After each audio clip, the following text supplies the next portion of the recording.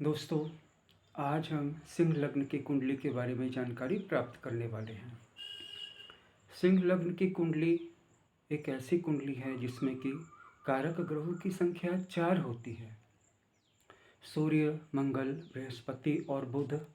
मैं इसको आपको जूम करके दिखला रहा हूँ कि सूर्य इसलिए कारक ग्रह है क्योंकि ये पहले ही भाव का स्वामी होता है। लग्न भाव सबसे अच्छा भाव है, सबसे अधिक शुभ भाव है, सबसे केंद्र में, सबसे महत्वपूर्ण है। हर चीज़ का बिगिनिंग, लाइफ के बिगिनिंग, काम के बिगिनिंग, किसी भी वक्तव्य के बिगिनिंग, किसी भी कार्य के बिगिनिंग। नंबर 2 पे मंगल है और जूम करके देखिए, ये चौथे भाव का और नवम भाव का स्वामी है, यानी कि उसको एक केंद्र भी मिल गया है और एक त्रिकोण भी मिल गया है। इसलिए सिंह लग्न की कुंडली में मंगल प्रबल कारक ग्रह बन जाता है। नंबर 3 पर बृहस्पति है, ये फिफ्थ यानी कि पंचम भाव का और 8वें भाव का स्वामी है। 8वां भाव दुखदाई भाव होता है, लेकिन बृहस्पति को अष्टमेश होने का दोष नहीं लगता है। क्यों नहीं लगता है, कारण आप जानते हैं, पहले भी कई बार बता चुका हूँ। क्योंकि बृहस्पति फिफ्थ हाउस का स्वामी है। फिफ्थ हाउस पहला त्रिकोण है, इसीलिए बृहस्पति को अष्टमाधिपति होने का दोष नहीं लगता है। बुध क्यों कारक है, क्योंकि बुध दूसरे भाव और 11वें भाव का स्वामी है।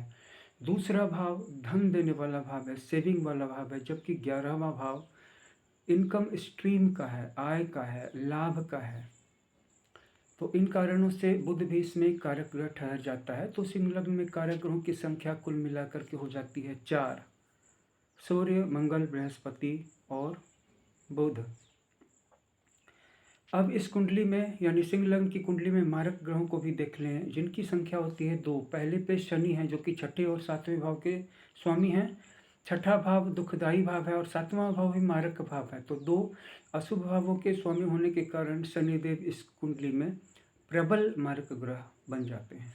चंद्रमा भी प्रबल मारक बन जाती, क्योंकि वो एक राशि के स्वामी हैं कर्क, और कर्क को मिलता है 12वां भाव।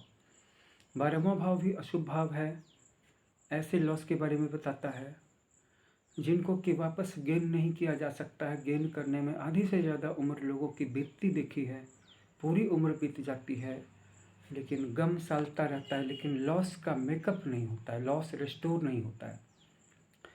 अब समग्रह है शुक्र, तो शुक्र तीसरे और 10वें भाव के स्वामी हैं। तो तीसरा भाव अशुभ है और 10वां भाव केंद्र का है, तो एक अच्छे और एक मारक भाव के स्वामी होने के कारण ये बीच में आ जाते हैं, ना तो पूरी तरह से शुभ ना पूरी तरह से अशुभ, इसलिए इनको सम कहा गया है, समग्रह है। अब हम एग्जाम्पल के तौर पे एक कुंडली को देखेंगे जो कि सिंह लग्न की कुंडली है। इस कुंडली में पहले भाव में 5 लिखा हुआ है, वहाँ पर राहु भी 13 डिग्री का बैठा है जो वर्गोत्तमी है। हम राहु और केतु के बारे में बाद में चर्चा करेंगे, सबसे पहले देखेंगे कि लग्नेश कहाँ बैठा है। पहले भाव का स्वामी लग्नेश 9वें भाव में बैठा हुआ है, जहाँ पर उसके साथ में शनि और मंगल भी हैं। सूर्य उच्च का है मेष राशि में, इसीलिए लग्न के हिसाब से लग्नेश का स्वामी होने, लग्न स्थान का स्वामी होने के कारण इस व्यक्ति का जो व्यक्तित्व है, पर्सनालिटी, वो बहुत भव्य है, राजसी है। शानदार, चमचमाता, दर्प से भरा हुआ चेहरा, बहुत ही भारी शेर जैसी आवाज़ और जबरदस्त कीर्ति, क्योंकि 9वें भाव से भी हमें कीर्ति मिलती है। पंचम सप्तम से भी कीर्ति का विचार होता है, 10वीं से भी होता है, 9वें भाव से भी होता है।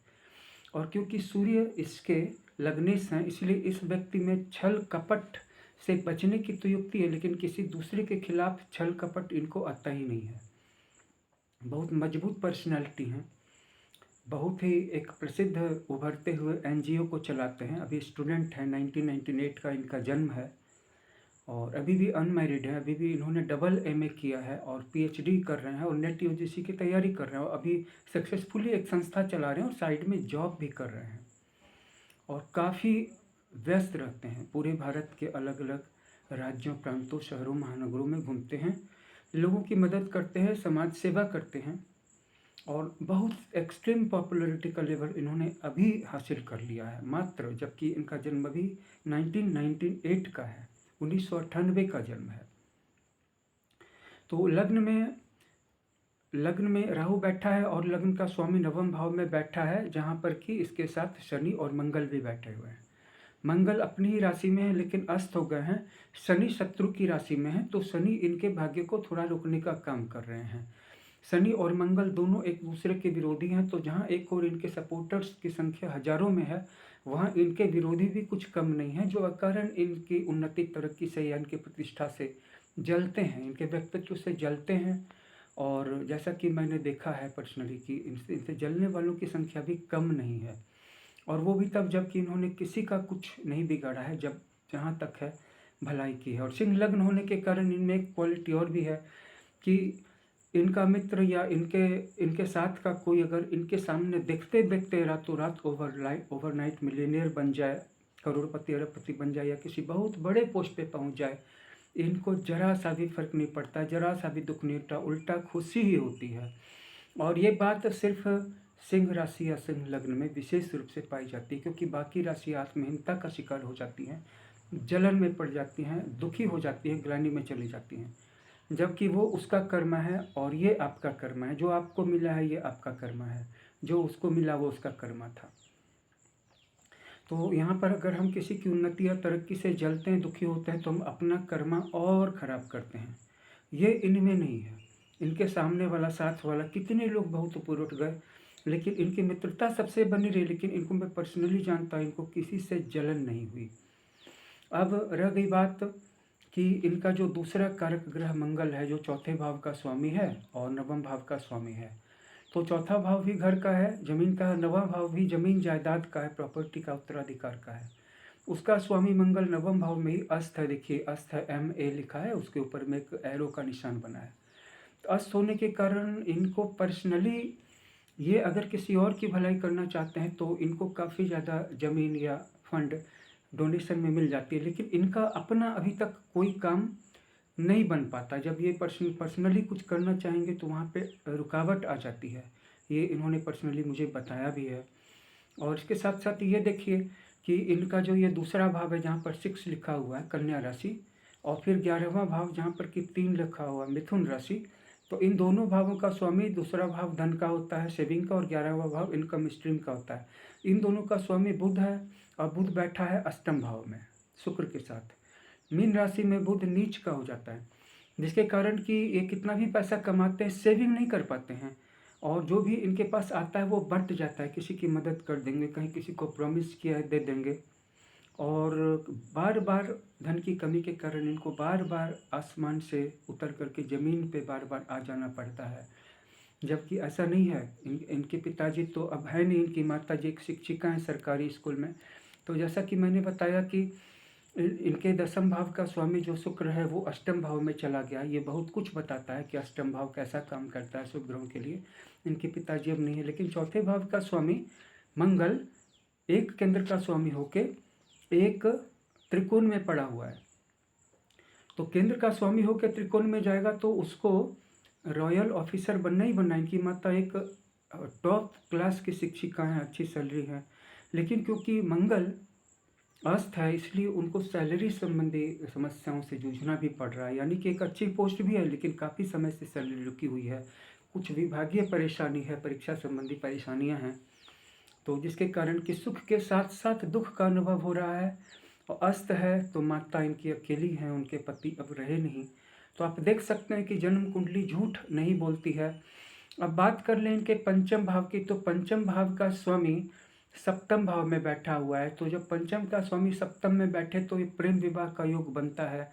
और जुपिटर एक बहुत ही सौम्य ग्रह है, तो और पंचम भाव बुद्धि का भी है, कैरियर का भी है, कैरियर, हायर एजुकेशन का, प्रोफेशनल। तो इनकी एजुकेशन निश्चित रूप से टॉप क्लास की चल रही है। एक देश की नामी गिरामी यूनिवर्सिटी से, जो वर्ल्ड क्लास की यूनिवर्सिटी है, उसमें से इनकी सारी तैयारियां चल रही है। जॉब भी बहुत अच्छी कर रहे हैं साइड में। और इधर जुपिटर यहाँ बैठा है, लेकिन कुंभ राशि में बैठा है, शत्रु की राशि में, इसीलिए दिक्कतें वहाँ पर है कि जितनी इनकी नॉलेज है उस लेवल की जॉब ये अभी तक नहीं हासिल कर पाए हैं। इनका जो लक्ष्य है फिलहाल वो ये है कि एक प्रोफेसर बनना चाहते हैं UGC नेट के माध्यम से, जो कि अभी तक संभव नहीं दिख रहा है। उसमें कुछ न कुछ कठिनाइयाँ आ रही हैं, देर लग रही है। और यही बात इनके विवाह के बारे में भी कही जा सकती है। इनके विवाह का जो स्वामी है, सप्तम भाव का स्वामी शनि है, वो अस्त है नवम भाव में। तो निश्चित रूप से इनकी जो फ्यूचर की वाइफ होंगी उनको भी शनि के अस्त होने की समस्या का सामना तो करना पड़ेगा ही। चूँकि मंगल के घर में बैठे हैं, सूर्य के साथ बैठे हैं शनि, तो वो भी जहाँ पर भी होंगी उनको अपनापन नहीं, परायापन और शत्रुता ज़्यादा मिलने की संभावना है। वैसे तो इस कुंडली में बहुत कुछ बताया जा सकता है, लेकिन इस संक्षिप्त से वीडियो में इतना ही। मैं आपसे इतना ही कहूँगा कि कुंडली कभी झूठ नहीं बोलती है।